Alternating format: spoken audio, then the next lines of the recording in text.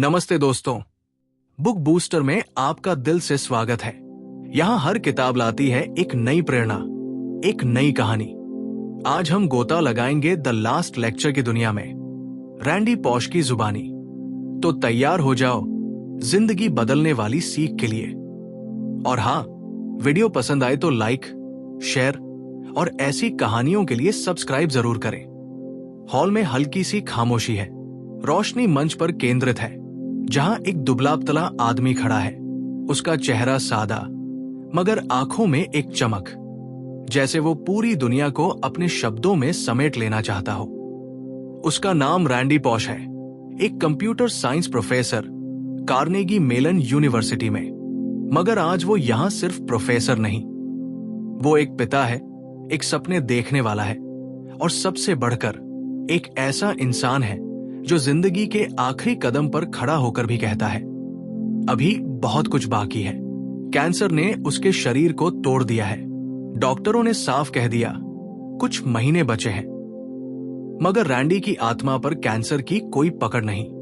वो मुस्कुराता है, माइक पकड़ता है और कहता है, ये मेरा आखिरी लेक्चर है, लेकिन ये मेरे लिए नहीं, ये मेरे बच्चों के लिए है।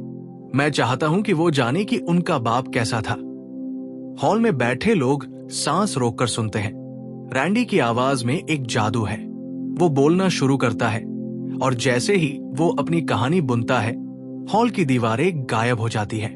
हम सब उसके बचपन में पहुंच जाते हैं। रैंडी बताता है कि वो एक ऐसा बच्चा था जो रात को तारों को देखकर सपने बुनता था। मैं जीरो ग्रेविटी में उड़ना चाहता था।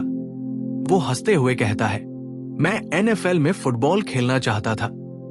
मैं स्टार ट्रेक का कैप्टन किर्क बनना चाहता था। और हां, मैं डिज्नीलैंड की जादुई दुनिया में कुछ बनाना चाहता था। वो रुकता है, फिर अपनी जेब से एक छोटा सा खिलौना निकालता है, डिज्नी का एक मिकी माउस। सपने मुफ्त होते हैं, वो कहता है, और मैंने बहुत सारे देखे। लोग हंसते हैं, मगर उसकी बातों में एक गहराई है। वो कहता है, सपने वो नहीं जो तुम सोते वक्त देखते हो, सपने वो है जो तुम्हें सोने न दे। वो एक किस्सा सुनाता है। जब वो छोटा था तो उसने अपने कमरे की दीवारों पर गणित के सूत्र और रॉकेट के चित्र बनाए। उसकी मां ने उसे कभी नहीं रोका। मेरे माता पिता ने मुझे आजादी दी, वो कहता है। उन्होंने मुझे सिखाया कि अपनी दुनिया खुद बनाओ। ये छोटा सा किस्सा रैंडी की जिंदगी का आधार बन गया। वो बताता है कि कैसे उसने हर मौके पर कुछ नया करने की कोशिश की, भले ही लोग हंसे। लोग कहते थे, रैंडी तुम पागल हो। मैं कहता, शुक्रिया। उसकी हंसी संक्रामक है। वो कहता है, जिंदगी में दीवारें आएंगी। वो दीवारें तुम्हें रोकने के लिए नहीं, वो इसलिए होती है ताकि तुम दिखा सको कि तुम कितना चाहते हो। वो एक और उदाहरण देता है। जब वो डिज्नी में काम करना चाहता था तो उसे बार बार रिजेक्शन मिला। मैंने डिज्नी को चिट्ठियां लिखी। वो कहता है, मैंने कहा, मुझे आपकी राइड्स डिजाइन करने दे। जवाब आता, नहीं। मगर रैंडी ने हार नहीं मानी। उसने अपने काम से खुद को साबित किया। आखिरकार उसे डिज्नी के इमेजिनियर्स के साथ काम करने का मौका मिला। वो कहता है, मैंने वो राइड नहीं बनाई जो मैं चाहता था, मगर मैंने उनके साथ सपने बनाए, और वो काफी था। उसकी बातें सुनकर लोग सोचने लगते हैं, शायद वो अपनी जिंदगी की उन दीवारों को याद करते हैं जिन्हें उन्होंने कभी तोड़ने की कोशिश नहीं की। रैंडी की कहानी सिर्फ सपनों की नहीं, गलतियों की भी है। वो बताता है कि उसने जिंदगी में ढेर सारी गलतियां की। मैंने एक बार अपने प्रोफेसर को गलत ईमेल भेज दिया। वो हंसते हुए कहता है, मैंने लिखा, आपका लेक्चर बोरिंग था। गलती से रिप्लाई ऑल दब गया। हॉल में ठहाके गूंजते हैं, मगर रैंडी कहता है, उस गलती ने मुझे सिखाया कि ईमानदारी से माफी मांगो और फिर बेहतर बनो। वो कहता है, अनुभव वो है जो तुम्हें तब मिलता है जब तुम्हें वो नहीं मिलता जो तुम चाहते थे। उसका ये सबक गहरा है। वो अपने स्टूडेंट्स की बात करता है जिन्हें उसने पढ़ाया। मैंने उन्हें कोडिंग से ज्यादा जिंदगी सिखाई। वो कहता है, मैंने उन्हें बताया कि असफलता कोई अंत नहीं, वो एक नई शुरुआत है। वो एक और किस्सा सुनाता है अपने स्टूडेंट्स के बारे में। उसने एक प्रोजेक्ट शुरू किया था जिसका नाम था एलिस। ये एक ऐसा प्रोग्राम था जिससे बच्चे कोडिंग सीखते हुए कहानियां बना सकते थे। मैंने बच्चों को नहीं बताया कि वो कोडिंग सीख रहे हैं। वो कहता है, मैंने उन्हें कहा तुम कहानियां बनाओ, और वो बनाते गए। उसकी आंखों में चमक है। वो कहता है, जिंदगी भी ऐसी ही है। तुम्हें नहीं पता कि तुम क्या सीख रहे हो, मगर तुम बढ़ते जाते हो। उसकी बातें सुनकर लोग सोचने लगते हैं कि उनकी अपनी कहानी क्या है। शायद कुछ लोग अपनी जिंदगी में उन पलों को याद करते हैं जब उन्होंने कुछ नया सीखा, बिना ये जाने कि वो सीख रहे हैं। रैंडी की जिंदगी में हास्य भी है। वो बताता है कि कैसे उसने अपनी कार को पेंट से रंग दिया था। मैंने अपनी कार पर लिखा, मैं हूं।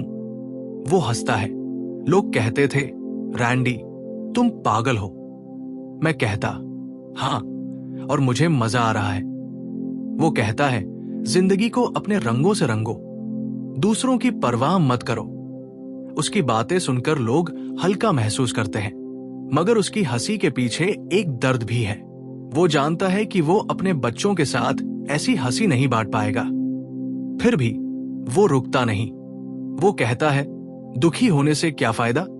मैंने फैसला किया है कि मैं अपनी जिंदगी के आखिरी पल तक खुश रहूंगा। वो अपनी पत्नी जय और अपने 3 बच्चों की बात करता है। उसकी आवाज में एक ठहराव आता है। मैं जानता हूं कि मैं उनके साथ नहीं रहूंगा, वो कहता है, मगर मैं चाहता हूं कि वो जाने कि मैंने उन्हें कितना प्यार किया।